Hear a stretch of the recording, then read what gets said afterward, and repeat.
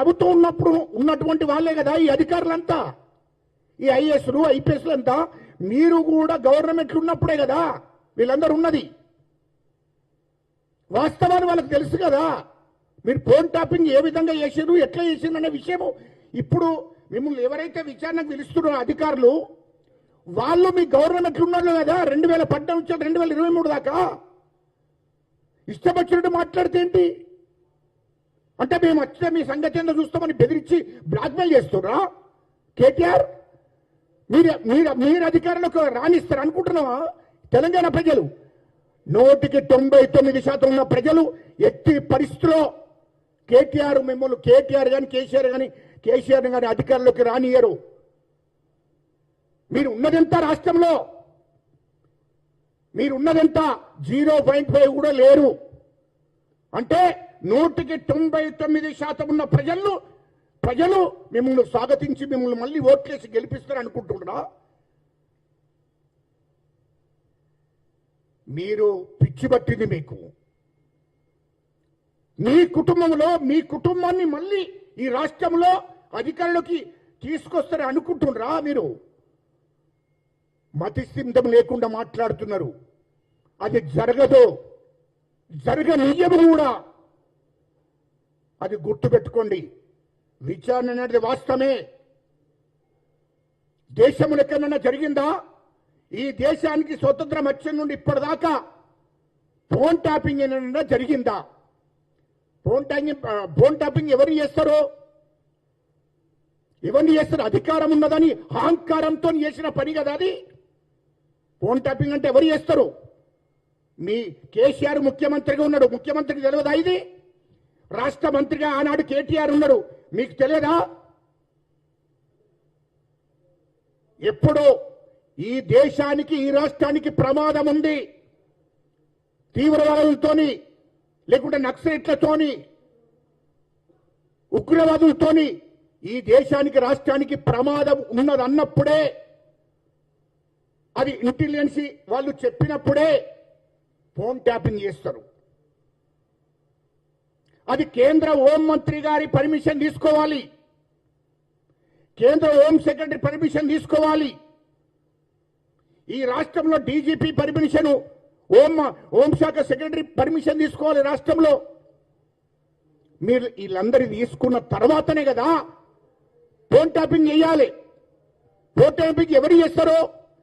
ఈ రాష్ట్రంలో ప్రమాదం జరగబోతుంది, ఈ రాష్ట్రం మీద దాడి జరగబోతుంది, ఈ రాష్ట్రంలో ఉన్నటువంటి మంత్రుల మీదనో ముఖ్యమంత్రి మీదనో లేకుంటే ప్రజల మీదనో దాడి జరగబోతుంది అన్నప్పుడే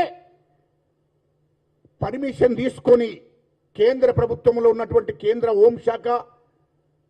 హోంశాఖ మంత్రి, కేంద్ర హోంశాఖ సెక్రటరీ, ఈ రాష్ట్రంలో డీజీపీ పర్మిషన్ తీసుకుంటారు. అప్పుడు చేస్తారు. ఎవరి మీద? ఉగ్రవాదులకు సహకరించే వాళ్ళ మీద, తీవ్రవాదులకు సహకరించే వాళ్ళ మీద, నక్సలైట్లకు సహకరించే వాళ్ళ మీద, ఇన్ఫార్మర్లు, కొరియర్లు,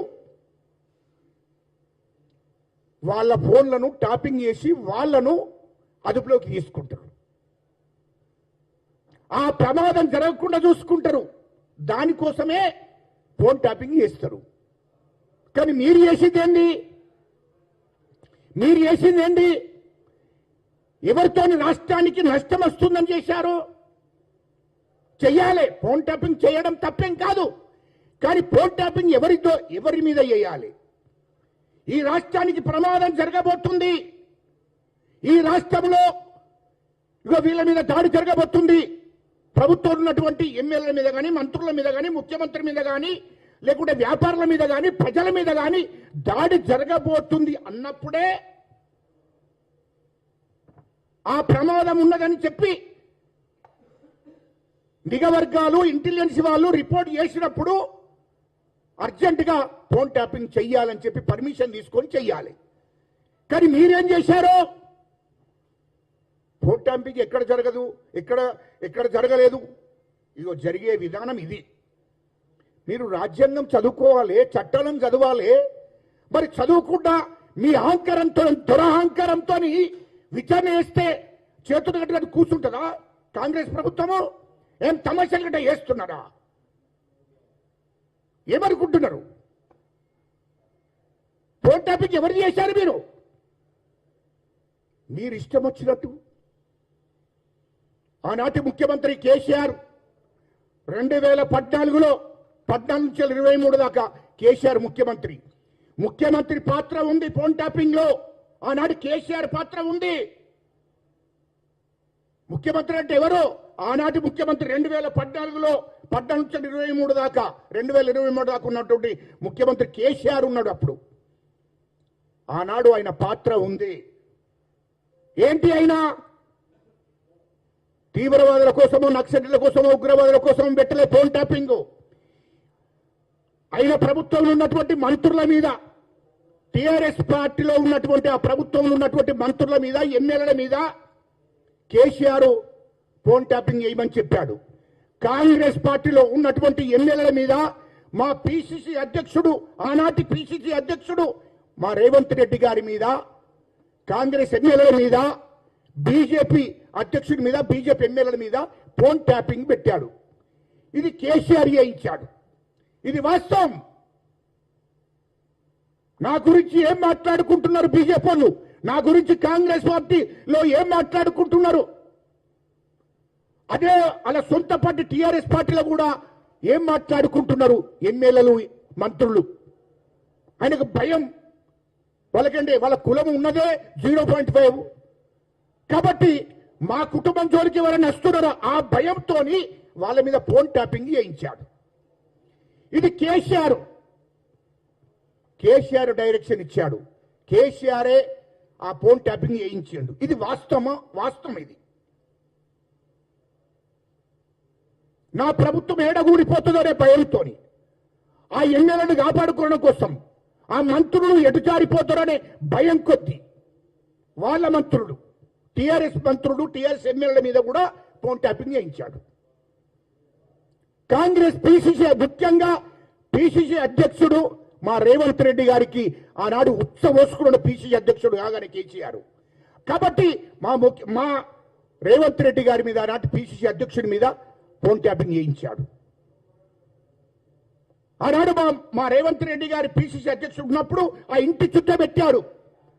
అక్కడ ఫోన్ ట్యాపింగ్ చేయించాడు. మా కాంగ్రెస్ ఎమ్మెల్యేల మీద ఫోన్ ట్యాపింగ్ చేయించాడు. బీజేపీ నాయకుల మీద ఫోన్ ట్యాపింగ్ చేయించాడు. సిపిఐ అన్ని పార్టీల మీద కూడా ఫోన్ ట్యాపింగ్ చేయించాడు. ఇది కేసీఆర్ డైరెక్షన్ లో. ఇది వాస్తవం కాదా? వాస్తవాలు బయటకు వస్తాయి కదా. ఇక కేటీఆర్ అనేటోడు ఎవరి మీద చేయించాడు?